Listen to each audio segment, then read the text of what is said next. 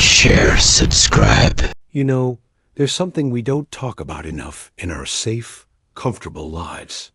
We pretend that the world operates by rules we understand, that everything has a logical explanation, that the darkness holds nothing more than shadows. But what if I told you that some of us have glimpsed behind that curtain? What if I told you that scattered throughout our ordinary neighborhoods, hidden in plain sight, are objects that carry powers so terrifying, so fundamentally wrong that they can shatter everything you believe about reality? I'm not talking about fairy tales or movie magic. I'm talking about the kind of horror that seeps into your bones and changes you forever. The kind that makes you question whether you're truly alone in your own home, whether the person staring back at you in the mirror is still entirely you. Tonight, I'm going to share 3 stories with you. 3 confessions from people who discovered that some gifts come with a price so devastating it makes you wish you'd never been born. These aren't just stories, they're warnings. And if you're smart, you'll heed them. But before we descend into this darkness together, I need you to do something for me. Hit that like button, show me you're ready for what's coming. Subscribe to Whisper and Wonders to help us reach 10,000 souls brave enough to face these truths. And in the comments, tell me about your own experiences with things that shouldn't exist. Your story might be the next one we share, because the frightening reality is that 98% of you watching right now haven't subscribed yet. Don't be part of the silent majority who experiences these horrors alone. Join our community of those who've seen beyond the veil. Are you ready? Because once you hear these stories, you can never unhear them. And you'll find yourself checking your own possessions, wondering what secrets they might be hiding. Let's begin with a man named David, who thought he'd found the perfect gift for his daughter.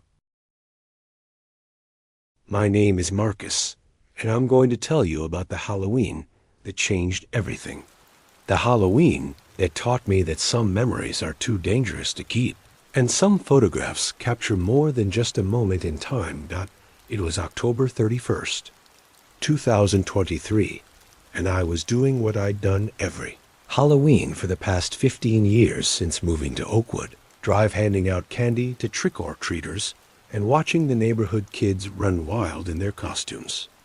Our street was famous for going all out on Halloween.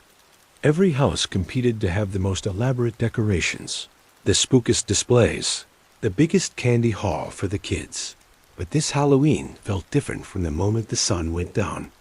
Maybe it was the way the autumn wind seemed to whisper through the skeletal trees, or how the jack-o'-lanterns flickered with an almost malevolent glee. Or maybe it was because of what I'd found in my attic just 3 days before. I'd been up there looking for my old Halloween decorations when I stumbled across a dusty shoebox wedged behind the insulation. Inside, wrapped in yellowed tissue paper, was an old Polaroid camera. Not just any camera, this was a vintage model from the 1970s. The kind that spat out instant photos with that satisfying mechanical whir. There was a note tucked beneath it, written in spidery handwriting. For capturing memories that matter most. E. Eleanor Whitmore, the previous owner of my house, who'd lived here alone for decades before passing away. I'd bought the place from her estate 2 years ago, and occasionally I'd still find her forgotten belongings tucked away in odd corners. A hairpin behind a radiator, a handkerchief in a drawer, remnants of a life lived in solitude. The camera was in pristine condition despite its age, and when I loaded it with a pack of film I'd bought on a whim, it worked perfectly. There was something satisfying about the weight of it in my hands, the mechanical precision of its operation. Digital cameras were fine, but this felt real, substantial, connected to the physical world in a way that pixels on a screen never could dot. So on Halloween night, as costumed children began their pilgrimage through the neighborhood, I decided to document the festivities. I'd create a little photo album of the evening, something to remember the joy and chaos of another successful Halloween on Oakwood Drive. The first few photos were exactly what you'd expect kids in superhero costumes. Posing on my doorstep, teenagers dressed as zombies lurching down the sidewalk, parents trailing behind with proud smiles and flashlights. Each photo developed with that familiar chemical smell and gradual emergence of color and form that made instant photography so magical. But as the evening wore on, I began to notice something odd about the pictures. Nothing dramatic at first, just subtle wrongness that made me look twice.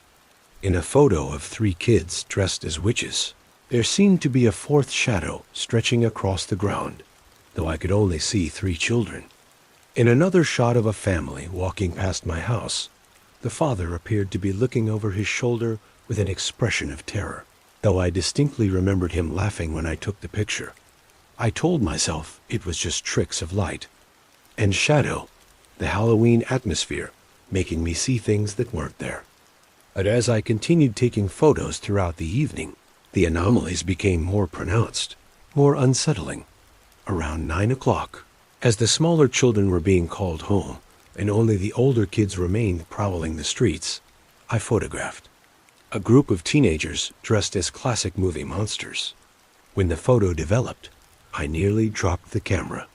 Standing behind the group, partially obscured by shadows, but clearly visible, was a figure that hadn't been there when I took the picture. It was a child, maybe 8 or 9 years old, wearing what looked like a Victorian-era dress. Her face was pale and drawn, her eyes dark hollows that seemed to stare directly at the camera, directly at me. She stood with an unnatural stillness, while the teenagers around her were caught mid-motion, as if she existed in a different time stream entirely. My hands shaking, I looked up from the photo to scan the street, but there was no sign of any child matching that description. Just the teenagers, now moving on to the next house, their laughter echoing in the crisp autumn air. I should have stopped taking pictures then, should have put the camera away and chalked it up to a defective film pack or some kind of double exposure. But something compelled me to keep shooting, a morbid curiosity that overrode my growing unease. The next photo showed Mrs. Henderson from down the street, dressed as a witch and handing out candy to a pair of young pirates. But standing in her doorway, just behind her, was the same pale child from the previous photo. This time, the girl's mouth was open, as if she was screaming, though no sound could ever emerge from that frozen instant. With each subsequent photo, the child appeared more clearly, more prominently. She was always in the background, always watching, always positioned as if she was trying to communicate something urgent and terrible. Her Victorian dress never changed, but her expression grew more desperate, more anguished with each appearance. By 10 o'clock, the trick-or-treaters had mostly disappeared, called home by parents, or lured away to Halloween parties. The street felt different now, emptier, colder, as if the child in my photographs was somehow draining the warmth and life from the very air around me. That's when I made my mistake. That's when I decided to take one final photograph, this one of my own front yard with its elaborate Halloween display.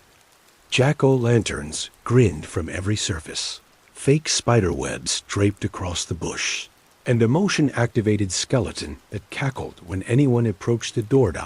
As the camera whirred and ejected the photo, I felt a chill run down my spine. That had nothing to do with the October wind. The image that slowly developed showed my yard exactly as it appeared, but standing in the center of the scene, no longer in the background but front and center, was the pale child. She was looking directly at the camera, one small hand raised as if pressing against an invisible barrier. Her mouth was moving, forming words I couldn't hear, but somehow understood. Help me. That's when I realized the truth. The camera wasn't just capturing random spirits or residual hauntings. It was showing me Eleanor Whitmore's daughter, the child she'd lost decades ago, the tragedy that had turned her into a recluse who lived surrounded by memories and regret. I'd heard the story from neighbors after I moved in. Eleanor had had a daughter once, A little girl named Lucy, who died in a tragic accident on Halloween night in 1974. Lucy had been trick-or-treating when she chased a ball into the street, right into the path of a speeding car. Eleanor had blamed herself, had spent the rest of her life consumed by guilt and grief, never forgiving herself for letting her daughter go out that night. The camera had been Eleanor's way of keeping her daughter's memory alive, of capturing the other children who came to her door on Halloween night. But somewhere along the way, it had become something more, a conduit between the world of the living and the desperate. Spirit of a child who'd never been allowed to rest. As I stared at that final photograph, Lucy's image began to change. Her Victorian dress was replaced by a simple Halloween costume, a ghost sheet with eye holes cut out, the kind of costume a child might throw together at the last minute. The costume she'd been wearing when she died. The temperature around me plummeted, and I could see my breath misting in the suddenly frigid air. The Halloween decorations in my yard began to move without any wind, swaying and dancing as if controlled by invisible hands. The jack-o'-lantern's grins seemed to widen, their candle flames flickering in patterns that looked almost like Morse code. That's when I heard it, the sound of a child crying, so faint it might have been the wind through the trees. But I knew better. I knew it was Lucy, trapped between worlds, using the camera as her only means of communication with the living. I looked down at the photograph again, and this time I saw something that made my blood freeze. In the bottom corner of the image, partially obscured by the shadow of my porch, was another figure. An adult woman in a 1970s dress, her face gaunt with decades of grief and guilt. Eleanor Whitmore was standing in my yard, reaching toward her daughter with desperate arms, her mouth open in a silent wail of anguish. She was trying to cross over, trying to finally reunite with the child she'd failed to protect so many years ago. The implications hit me like a physical blow. The camera wasn't just capturing spirits, it was drawing them to our world, creating a bridge between the living and the dead. Every photo I'd taken that night had weakened the barrier, had made it easier for Eleanor and Lucy to manifest in the physical realm. And now, on this Halloween night, exactly 49 years after Lucy's death, they were both trying to come through. The air around me began to shimmer and distort, like heat waves rising from summer pavement. The crying grew louder, joined now by the sound of a woman's voice, calling a child's name over and over. Lucy! Lucy, where are you? Mommy's here. I could see them now, not just in the photograph, but materializing in my yard, like figures emerging from fog.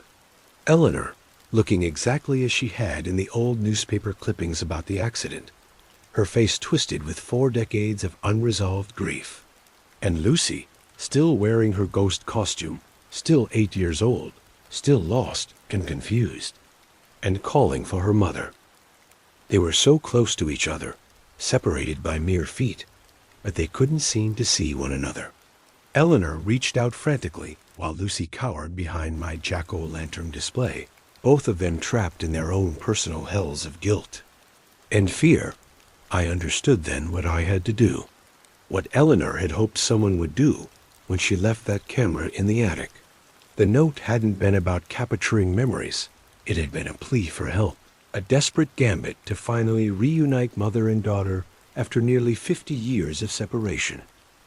With trembling hands, I raised the camera and took one more photograph, this one capturing both spirits in the same frame. As the image developed, something miraculous happened. Eleanor and Lucy, seeing each other for the first time since that terrible Halloween night in 1974, ran toward each other with arms outstretched. The moment they touched, a wave of pure light erupted from the photograph, washing over my yard and flooding the entire street with warmth and peace. The oppressive cold lifted, the unnatural movement of my decorations stopped, and a profound silence settled over Oakwood Drive. When my vision cleared, they were gone. Both of them. The yard was empty, except for my Halloween decorations, now still and normal in the autumn breeze.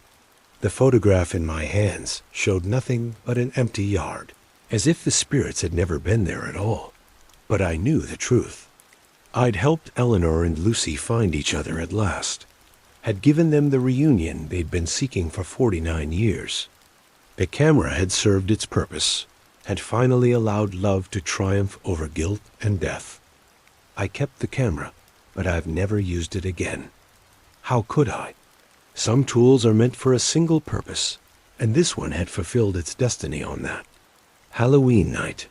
It sits on my mantle now, a reminder that love transcends death, that some bonds are too strong for even the grave to break.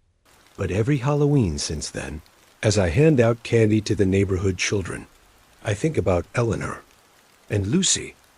I think about the price of guilt and the power of forgiveness. And sometimes, when the wind is just right and the jack-o'-lanterns flicker in a certain way, I swear I can hear the distant sound of laughter, a mother and daughter, finally together, finally at peace. The camera showed me that death isn't the end, but sometimes the beginning of something far more profound. It showed me that on Halloween night, when the veil between worlds grows thin, love can bridge any gap, heal any wound, reunite any souls meant to be together. But it also showed me something else, that some objects carry the weight of human emotion so powerful it can bend reality itself. The camera didn't just take pictures. It captured the very essence of love and loss, hope and despair, and used that energy to reshape the world around it. This Halloween, as you look at your own photographs, remember that every image is more than just light and shadow. Every picture is a moment frozen in time, a memory made manifest, a piece of someone's soul pressed into permanence. And sometimes, if you're very lucky or very cursed, those souls look back. My name is David, and I need to tell someone what happened to my family. I need to get this out before I lose the courage to speak the truth. What I'm about to share with you will sound impossible, but I swear on my daughter's grave that every word is true. It started 3 months ago, on a Saturday morning that felt like any other in our quiet suburban neighborhood. You know, the kind tree-lined streets, white picket fences, children's bicycles left carelessly on perfectly manicured lawns. Maple Street looked like something from a Norman Rockwell painting, the kind of place where the worst thing that could happen was Mrs. Henderson's cat getting stuck in a tree. I was walking to the corner store when I noticed the estate sale sign. The Whitmore house had been empty since old Eleanor passed away last spring, and I'd been curious about what treasures might be hidden inside. Eleanor had been something of a recluse, the kind of neighbor you'd wave to, but never really talk to. Her house always seemed to hold secrets behind its drawn curtains and overgrown garden. The sale was winding down, most of the good furniture already claimed by early birds. I wandered through rooms that smelled of mothballs and forgotten time, running my fingers along dusty surfaces and faded photographs of people I'd never know. That's when I saw it, sitting alone on a table in what must have been Eleanor's bedroom. It was a music box, but not like any I'd ever seen.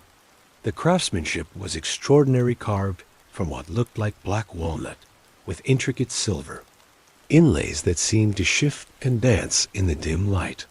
The top was adorned with the figure of a little girl in a flowing dress, her face tilted upward, as if listening to something only she could hear. Her expression was hauntingly beautiful, almost alive in its detail, but what drew me to it wasn't the artistry. It was the melody. Even though the box was closed, I could swear I heard the faintest whisper of music drifting from it, a lullaby, so achingly beautiful it made my chest tight with emotion. I couldn't name. My daughter Emma had just turned 8, and she'd been going through a difficult phase since her mother and I divorced 6 months earlier.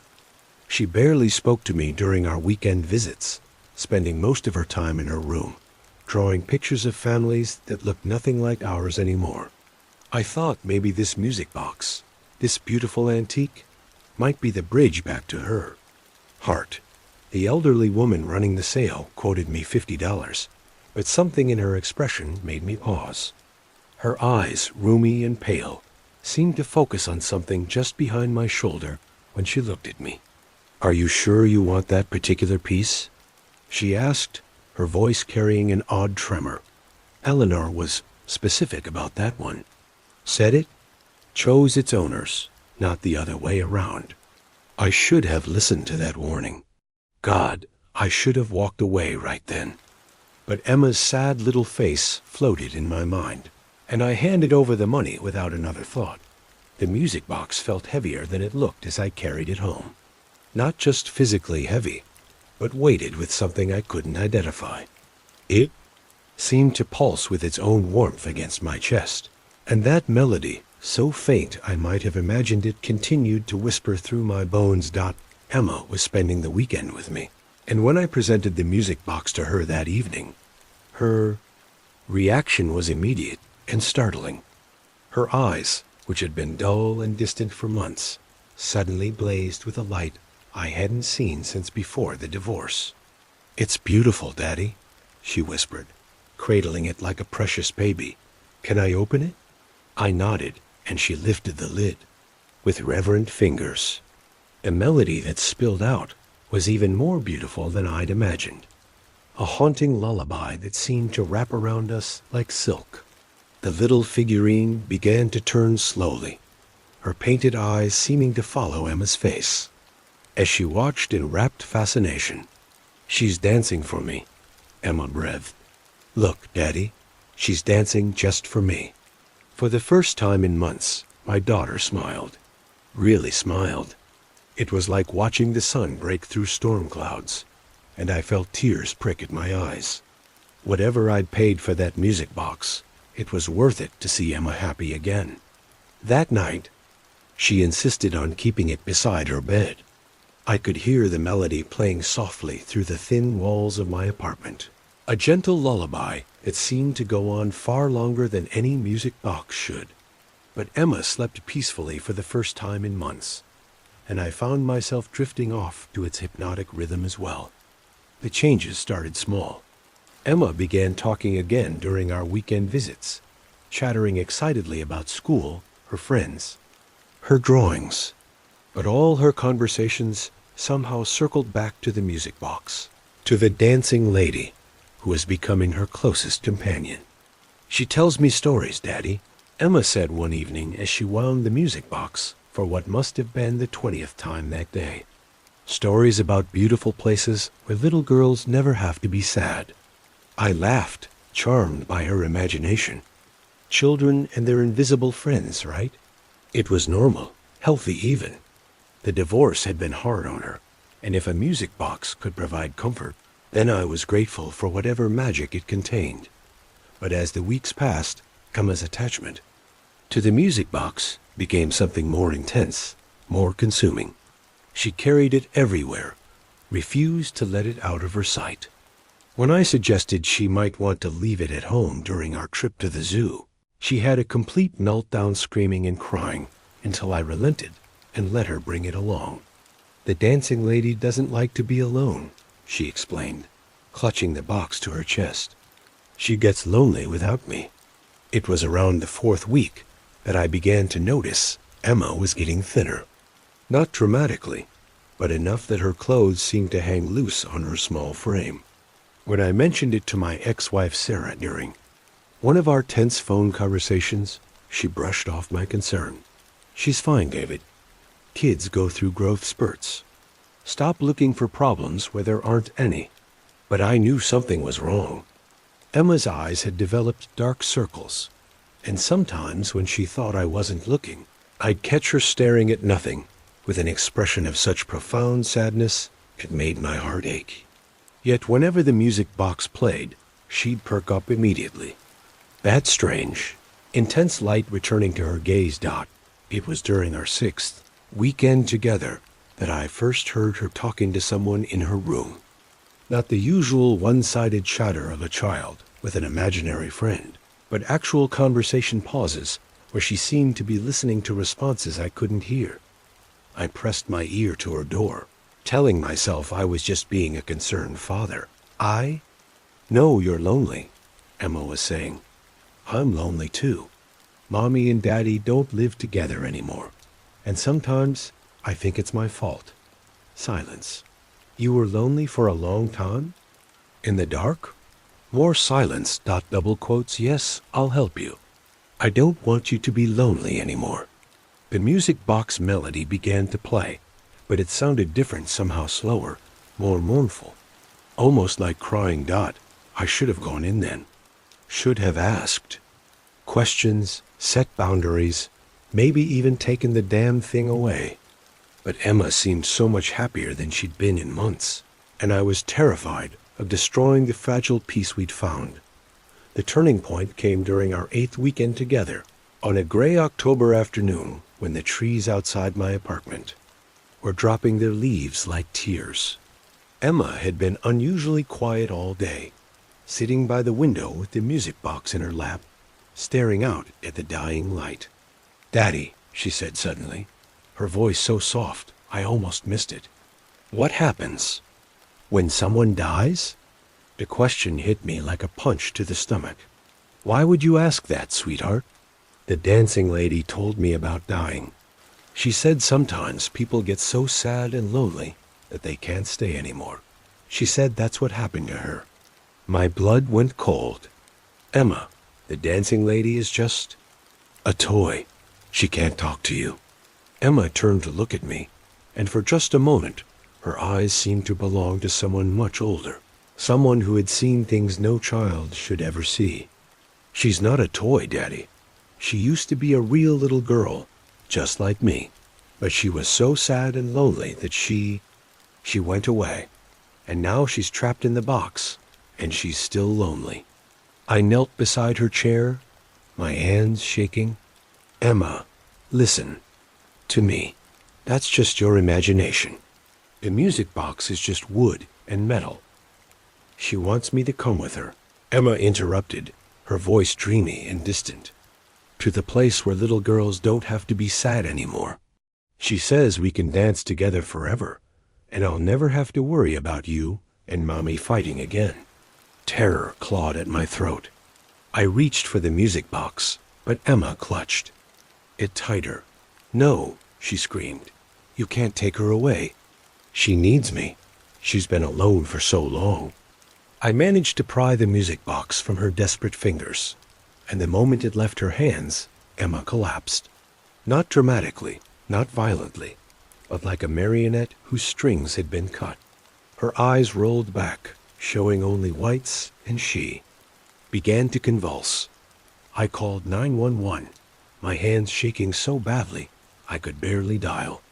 As I waited for the paramedics, I stared at the music box in my hands. It felt ice cold now, and when I looked closely at the dancing figure, I could swear her painted expression had changed. The serene, upward-gazing face now seemed to be looking directly at me, and her smile appeared almost hungry. Emma spent 3 days in the hospital. The doctors ran every test they could think of, but found nothing wrong.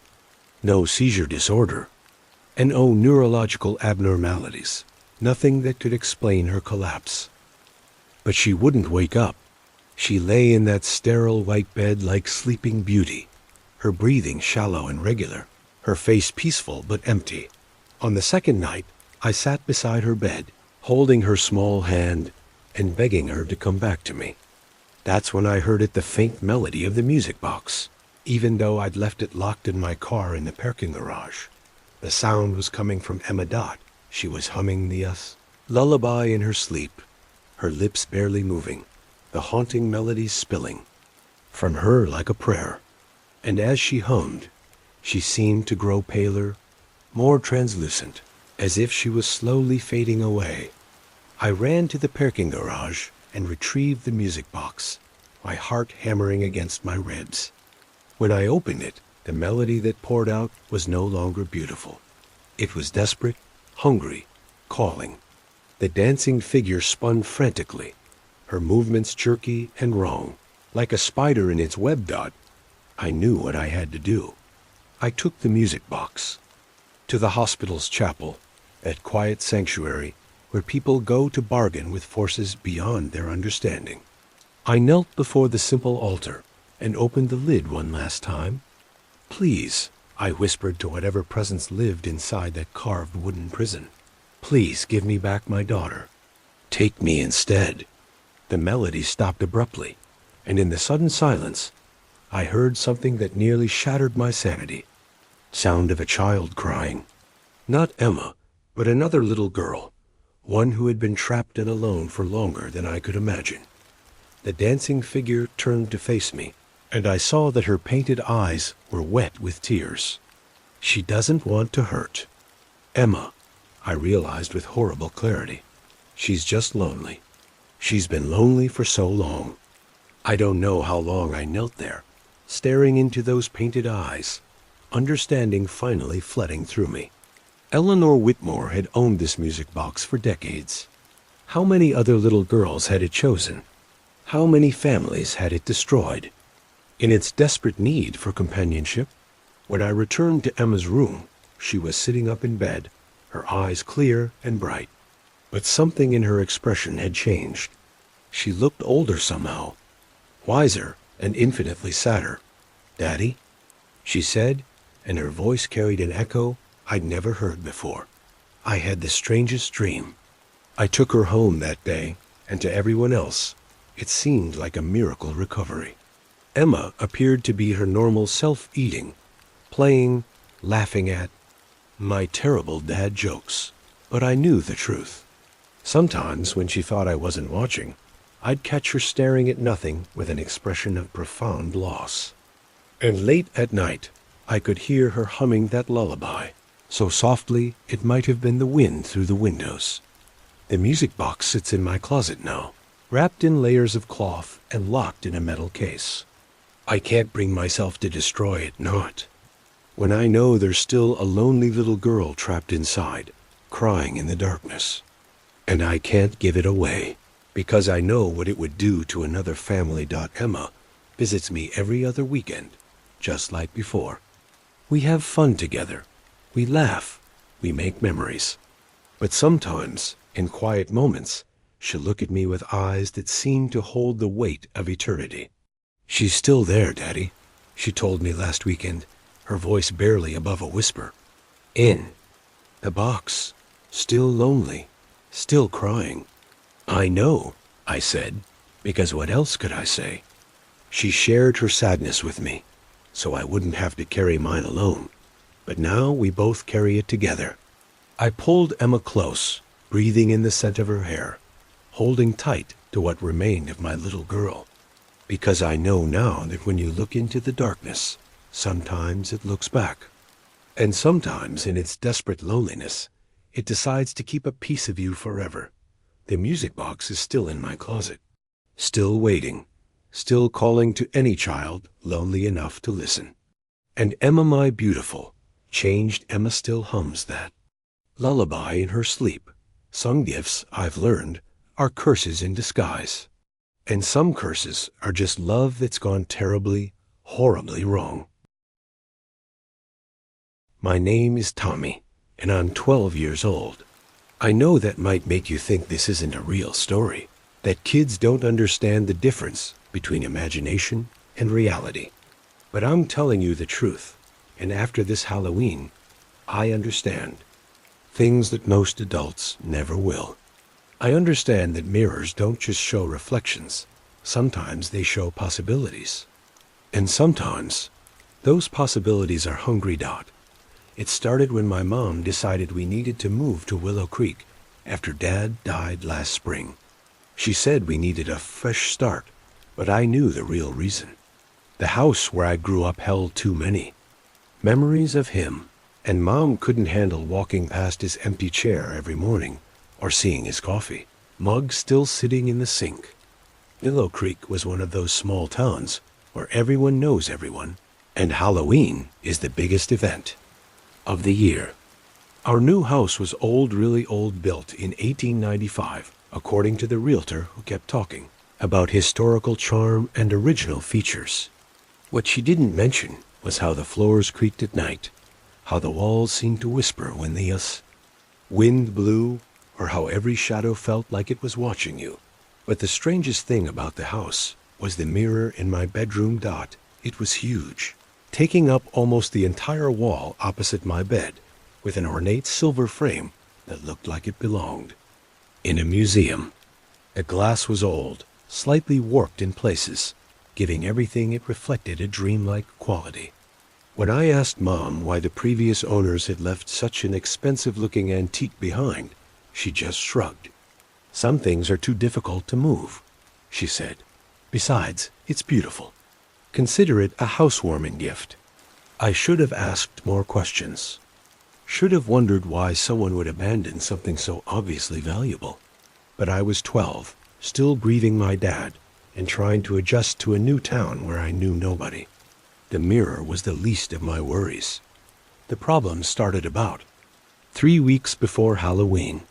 I'd been living with the mirror for 2 months by then, had gotten used to seeing myself in it every morning when I woke up and every night before bed. But one morning in early October, something was different. My reflection was there, exactly as it should be: messy brown hair, 2 big pajamas, the Superman poster on the wall behind me. But for just a moment, I could have sworn I saw movement in the mirror that I hadn't made.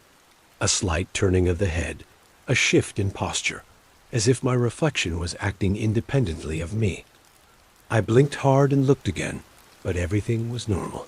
Just me staring at myself with tired eyes and bedhead that defied gravity. I told myself I was still half asleep, that grief and stress were making me see things that weren't there. But over the next few days, the incidents became more frequent and more unsettling. Sometimes I'd catch my reflection smiling when I wasn't, or frowning when I was happy. Once I was sure I saw my reflection wave at me, a small gesture that sent ice through my veins because I distinctly remembered having my hands at my sides. The worst part was that I couldn't tell anyone. Mom was struggling enough with her own grief without me adding to her burden with stories about a haunted mirror. And I hadn't made any friends at my new school. Yet the other kids saw me as the weird new kid whose dad had died. Someone to be pitied or avoided. So I kept my growing terror to myself.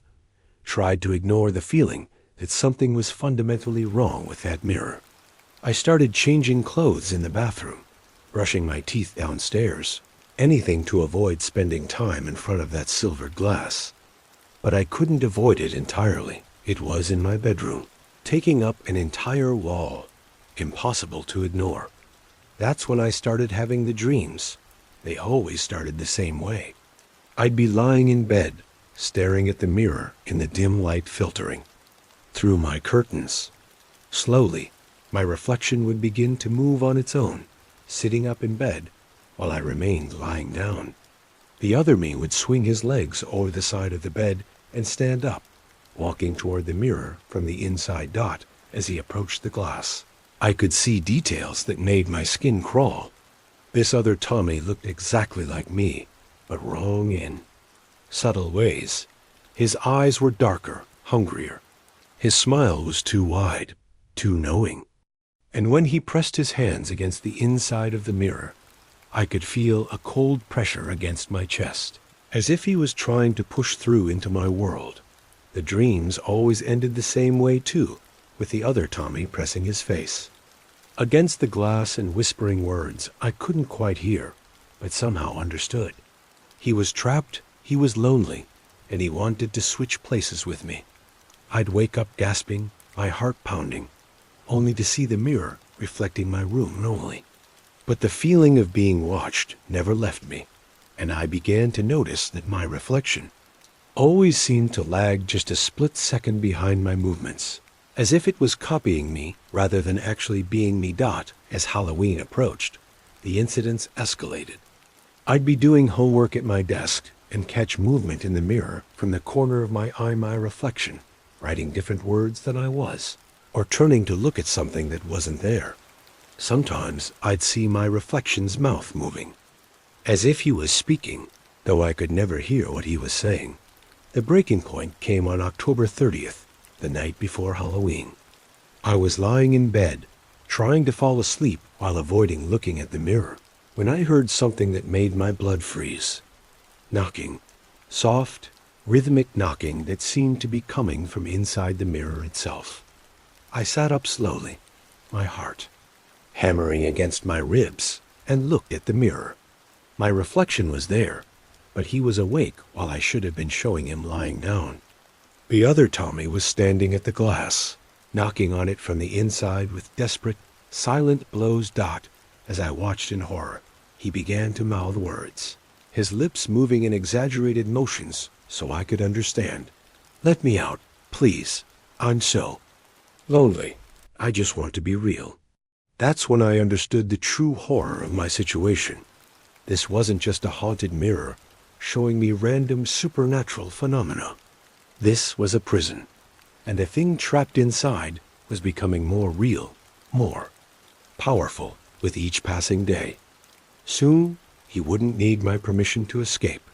I crept out of bed and approached the mirror, my bare feet silent on the cold wooden floor. Up close, I could see details that made my stomach turn.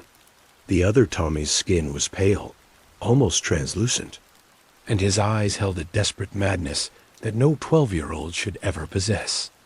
"Who are you?" I whispered. His mouth moved in response. "I'm you. I'm who you could be. I'm who you should be." That doesn't make sense. I'm the you that never lost his father. The you whose mother never cried herself to sleep. The you who's popular and confident and never has to be afraid. Don't you want that? The words hit me like a physical blow because, God help me, I did want that. I wanted to be the version of myself that had never experienced loss, never felt the crushing weight of grief, never had to watch his mother fall apart piece by piece. "All you have to do is touch the mirror," the other Tommy continued. "Just press your hand against the glass and we can switch places. You can be me and I can be you. I can handle the sadness, the loneliness, the pain. You can be free." I raised my hand toward the mirror, my fingers trembling with the desire to escape from my own life. The other Tommy smiled and raised his hand to match mine, separated only by a thin sheet of glass. But just before our palms touched, I caught sight of something that stopped me cold. Behind the other Tommy, in the reflection of my room, I saw my father. Not as he'd been when he died, pale and thin and eaten away by cancer, but as he'd been when I was little. Strong and healthy, with the kind smile that had always made everything better. He was shaking his head sadly, and I could read his lips as clearly as if he was speaking aloud. "That's not the way, son. That's not who you are." I jerked my hand back, tears streaming down my face. "No," I said to the other Tommy. "I don't want to be someone else. I want to be me, even if it hurts. Even if I'm sad and scared and lonely. Those feelings are mine, and they're part of who I am now." The other Tommy's expression changed instantly from pleading to rage. His mouth opened in a silent scream, and he began pounding on the inside of the mirror with both fists. The glass began to vibrate, hairline cracks appearing at the edges of the frame. "You can't keep me in here forever," he mouthed. "Every time you look in the mirror, I get stronger. Every time you wish you could be someone else, I become more real. You'll give in eventually." I backed away from the mirror, my heart racing. He was right, I could feel it. Every moment of self-doubt, every time I wished I could escape from my grief, was feeding the thing in the mirror. It was growing stronger while I grew weaker, and soon it would find a way out whether I helped it or not. That's when I remembered something my dad had told me before he died. We'd been talking about fear, about how sometimes the things that scare us most are the things we need to face head-on. The only way to defeat a monster, he'd said, is to refuse to let it define you, to choose who you want to be, even when it's hard. Especially when it's hard. I looked at the mirror one more time. The other Tommy was still there, still pounding silently on the glass, his face twisted with fury and desperation. But behind him, barely visible in the reflection, I could still see my father watching me with patient, loving eyes. I choose to be me, I said aloud, all of me. The sad parts and the happy parts, the scared parts and the brave parts. I choose my life, even if it's difficult. The other Tommy's mouth opened in what might have been a scream or a sob, and suddenly the mirror began to crack in earnest. Not just hairline fractures now, but deep, spiderweb patterns that spread across the entire surface, like ice breaking up in spring dot as the cracks spread. The other Tommy began to fade, becoming translucent and indistinct. His mouth moved one last time. You'll regret this. You'll wish you'd chosen differently. Maybe, I admitted. But it'll be my choice to regret, not yours. With a sound like breaking ice, the mirror shattered completely. Thousands of silver fragments cascading to the floor like fallen stars. In the sudden silence that followed, I heard something I hadn't heard in months, my own laughter, genuine and free. The next morning was Halloween, and for the first time since my dad died, I felt like celebrating. Mom found me sweeping up the broken mirror, and instead of being angry about the accident, she helped me clean up the mess. You know, she said as we worked together, I never liked that mirror. It always felt like it was watching me. Yeah, I agreed. It was definitely watching. We spent that Halloween together, handing out candy to trick-or-treaters and watching scary movies on the couch. It wasn't the Halloween I might have had if Dad were still alive, but it was ours, and it was real, and it was enough. I never told Mom about the other Tommy, about the choice I'd made that night. Some truths are too strange to share, too personal to explain. But I learned something important from that mirror, something that's helped me every day since. We all have other versions of ourselves living in the mirrors of our minds. The people we might have been if things had gone differently, if we made different choices, if life had been kinder to us. And sometimes, in our darkest moments, those other selves seem so much more appealing than who we actually are.